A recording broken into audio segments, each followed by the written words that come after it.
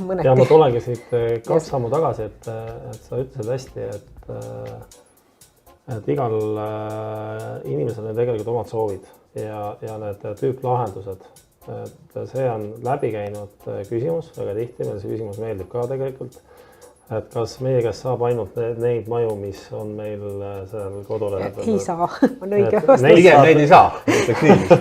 Et te saate neid loomulikult, aga mis see elu näitab, et tegelikult isegi kui see inspiratsiooniks see tüüp seal on, siis koostöös kliendiga liist ju käite, need majad väga tihti muutuvad ikkagi.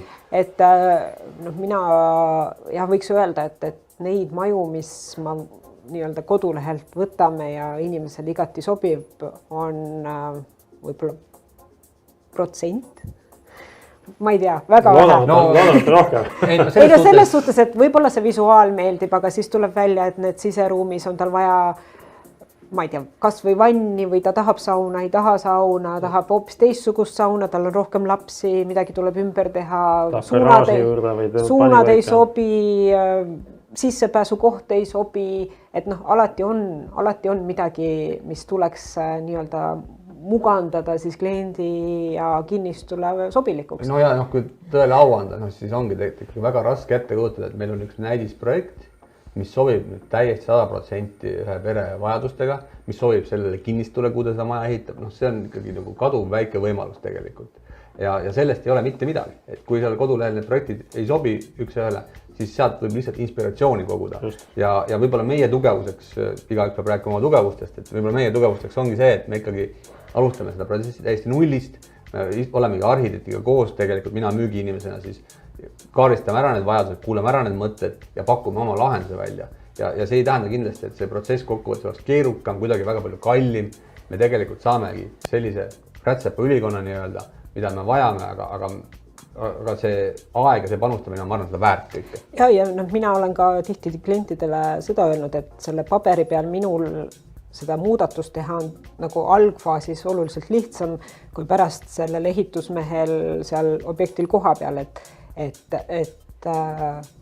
kuigi see paljude jaoks on võib-olla raske paberi peal asju ette kujutada, et siis püüame alati enda poolt nii palju kaasa aidata, et tekiks nagu see arusaam, millised vaated on, millised ruumid on, millised vajadused ja millised vajaduste rahuldamise variandid siis nii-öelda on, et saaks seal arhitektuurses nii-öelda algfaasis ikkagi juba võimalikult palju asju enda jaoks selgeks ja ka nagu selles vaates, et ehituse protsessis omanikul või tellijal või tuleb neid otsuseid väga-väga palju teha, et siis on lihtsam mõned otsused juba varasemas faasis ära teha, mitte lükata neid nagu viimase hetke peale, kus on tempo teine, kus on surve teine, et nagu see ehitusprotsess seisma ei jää, et kas sa mõtled 2 päeva oma fassaadi värvi osas või siis ehitusmees seisab juba pintsliga ja ootab, et siis on see pinge natukene nagu teine. Ja, et siin on küll selline kulunud ütlus ikka asjakohane, et 9 korda mõõda ja 1 kord lõika, et panustame natuke rohkem sellesse algsesse planeerimise protsessi, teeme selle arhitektuurse lahenduse juba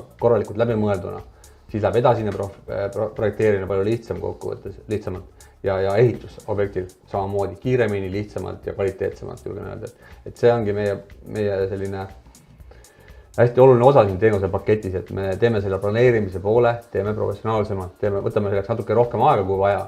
Nagu Liis mainiski, et suures piires, kui klient tuleb meie juurde ja me alustame seda protsessi, siis ikkagi 6 kuud läheb aega selleks, et see maja nüüd lõpuks see arhitektuurne lahendus valmis töötada, kõik edasised projekti etapid valmis teha ja see maja komplekt valmis toota nii-öelda.